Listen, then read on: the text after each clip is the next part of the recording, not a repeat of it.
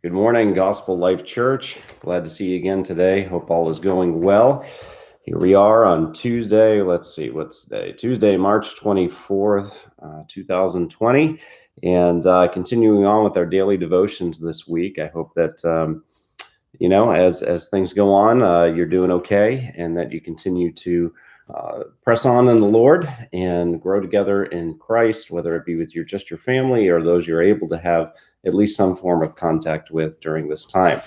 Today, we're going to continue on in the book of Psalms and find ourselves this morning in the next Psalm. We looked at Psalm 1 yesterday, I guess, and today we are looking at Psalm 2. So I want to start by reading Psalm 2, then just share a couple thoughts from it and have you on your way. But Psalm 2 says, "Why do the nations rage and the peoples plot in vain? The kings of the earth set themselves and the rulers take counsel together against the Lord and against his anointed, saying, 'Let us burst their bonds apart and cast away their cords from us.' He who sits in the heavens laughs. The Lord holds them in derision. Then he will speak to them in his wrath and terrify them in his fury, saying, 'As for me, I have set my king on Zion, my holy hill.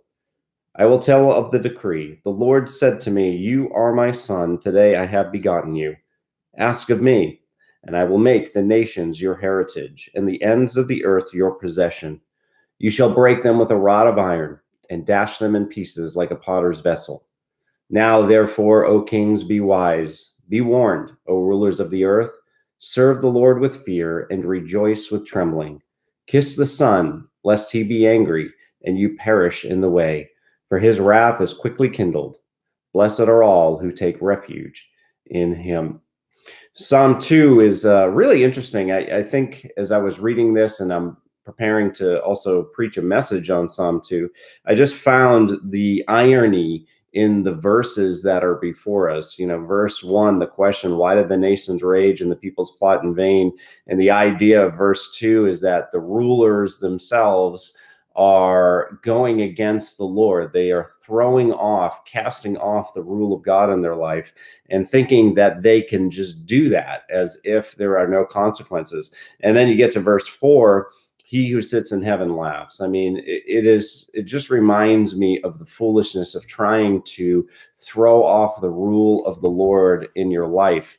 And the nations have tried it. And even this whole pandemic has revealed that God can change things so quickly for nations that think they're in control. But I think personally, a little bit more down to earth is so many times, though we may not come out and say, let us burst apart God's bond in our life or cast away his cord from us. We may not come and actually say that, but that is how we live many times and how we act. And God looks at that and just laughs at it, thinking, I think for a few reasons. One, why would you do that? I have told you how to live your life in such a way that will bring you the greatest amount of joy and the greatest amount of blessing. But secondly, you think you can throw off my sovereign hand, but that is completely impossible. He is in complete control. And so we as believers in Christ can take some comfort in that because he is in control. Even when we look at this world and the chaos, he is still up there and here, really complete control over all that's going on. So just a simple thought for today, whatever the day brings. I remember last year we went to a conference as a group of men, and one of the things that was said by one of the speakers was every day he reminds himself, this is the day the Lord has made. Whatever comes today is from God's hand. Let's take it, embrace it, and recognize he's good, and it's what I need for today. So let's do that today. Whatever comes our way today, may we embrace it, though it may be easy or difficult. It is from his hand, and it is for our good. I hope you have a great day today and continue on pressing in the Lord, and look forward to next time I get to chat with you. I won't be here tomorrow. Someone else will be here, but I'm sure you'll probably get a greater blessing from them than you will from me. So have a wonderful day in the Lord.